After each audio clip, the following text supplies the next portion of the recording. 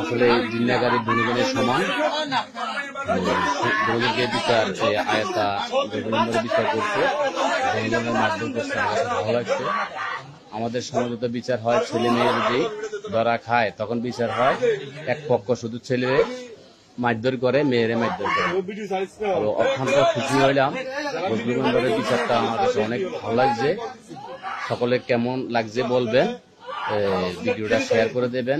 যদিও ভিডিওটা পুরানো হয়, আমি এতদিন দিই নাই মানবতার দৃষ্টিতে, এখন আর না দিয়ে পারলাম না, কেননা কয়েকজন বজলুল মেম্বারের নামে কমেন্ট করছে বজলুল মেম্বার নাকি এটা বলে খারাপ করছে।